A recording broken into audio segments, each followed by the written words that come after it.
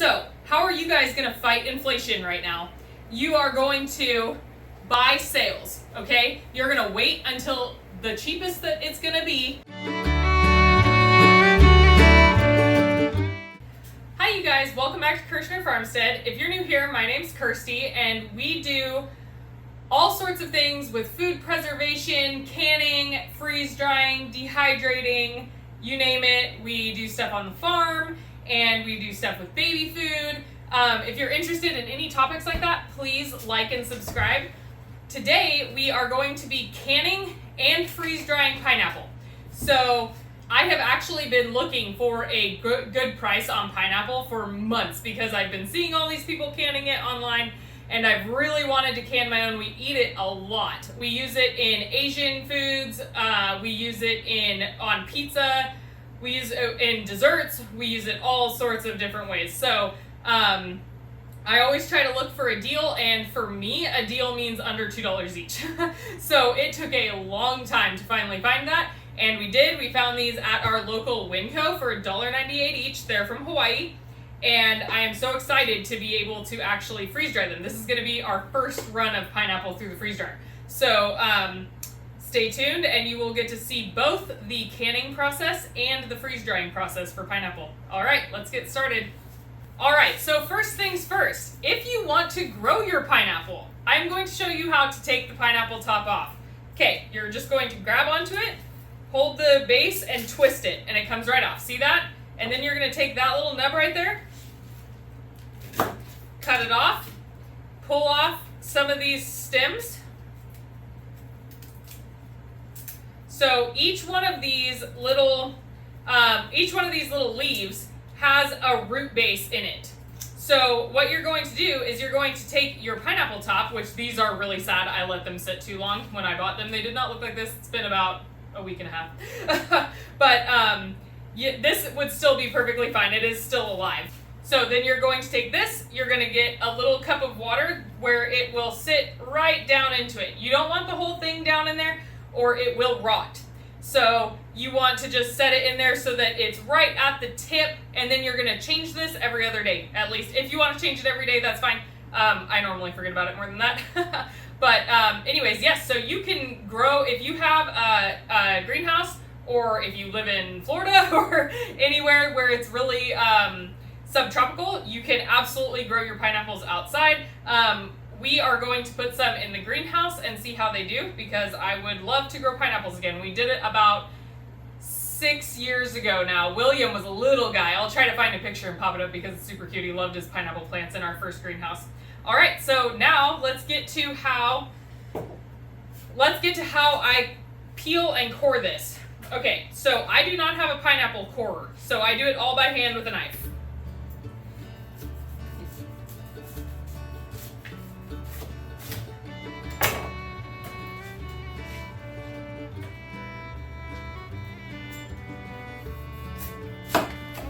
All right, so you're going to cut the top and the bottom off, and then you're going to go right along the edge,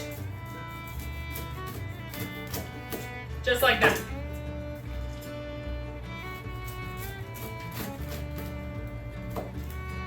There's no way to ever get all 100% of the flesh, because you'll end up with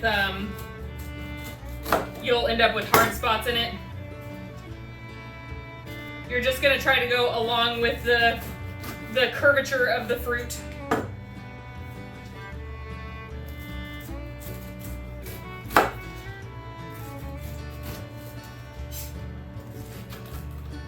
Now I'm going back around and I'm cutting off the edges.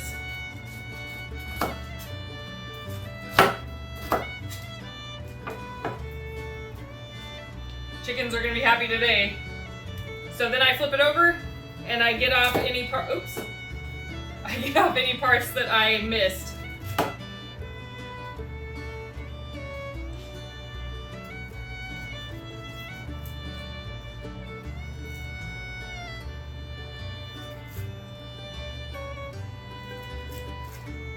Is it easier with pineapple core? Of course, but I do not have one, and I am not going to let that stop me.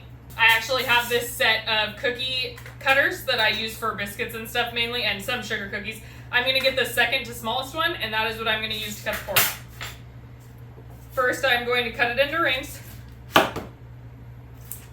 Slices, I guess. They're not rings yet.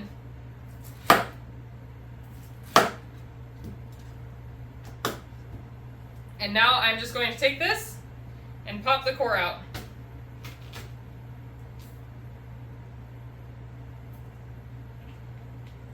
Okay.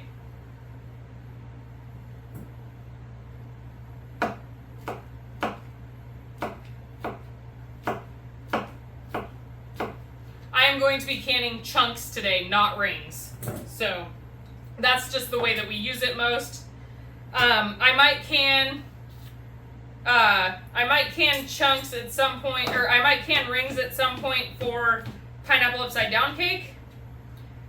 But even pineapple upside down cake can be made with chunks.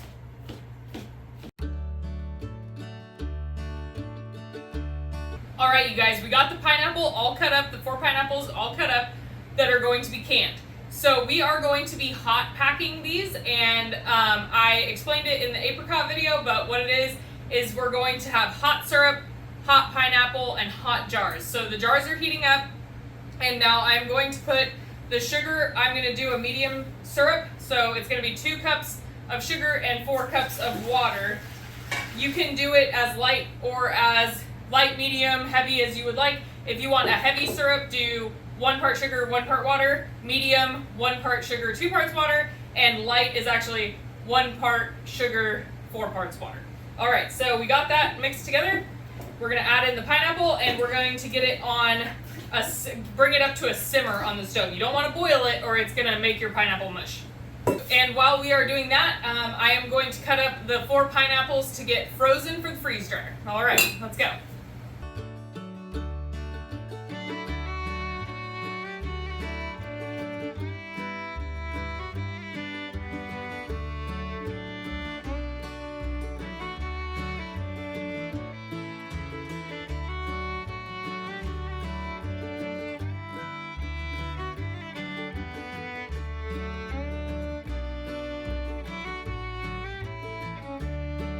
Okay, you guys, all of our pineapple is cut. We're about to can, but right now we're going to get the half onto the freeze dry trays that we're going to be freeze drying. You don't want to fill your freeze dry trays higher than the edge of the tray. Like I said in the egg video, obviously you can't do it with eggs, but you could do it with this. Especially with a really wet fruit. You're actually not supposed to use really, really ripe fruit when you're freeze drying, so this could be interesting.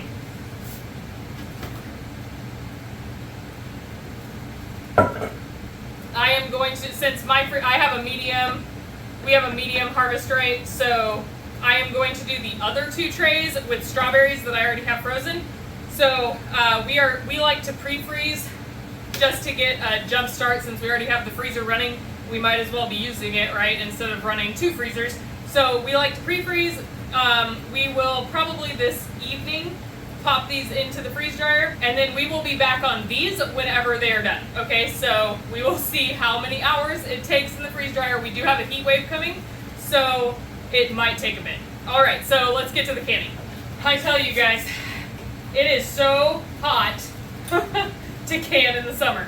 It is nice. If you can do something like freeze a product until winter and then can it in winter, so much nicer. Remember, hot jars, hot syrup, hot fruit, hot canner, okay? Try to pack your fruit pretty tight. Don't squeeze it or squish it or anything like that. But pack it tight enough that, I mean, fruit shrinks as it cooks, so that's why you'll see when you can some things that they will, they'll float up to the top and you'll have your syrup at the bottom. It's fine. It's just less product that you're getting in the jar. But there's only so much you can squish it down in there, right?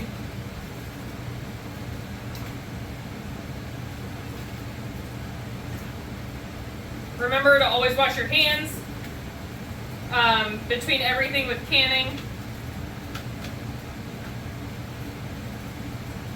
Just be as clean as possible.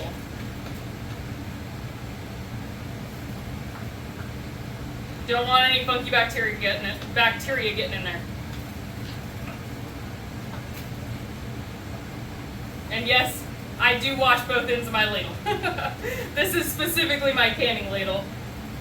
I think I talk about it in every video that I do that I have it in, but it is my all-time favorite.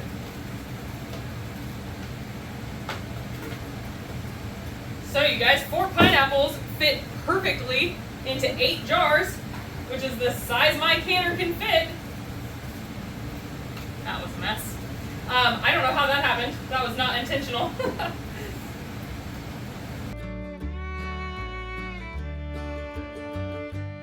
Just had about 1 scoop of syrup left. That's not too bad. Okay, so to wipe your rims off, I don't use vinegar. What I do is I take a clean flour sack towel and I dip it into my boiling canner. Do it at your own risk.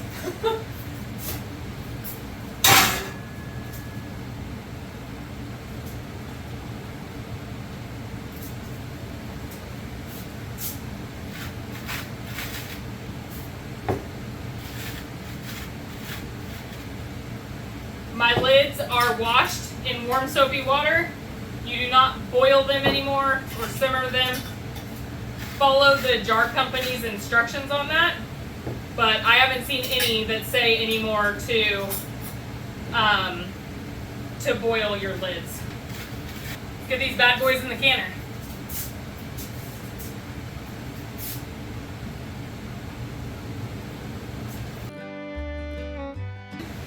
Those are pint-sized jars, so we are going to be canning those for 20 minutes.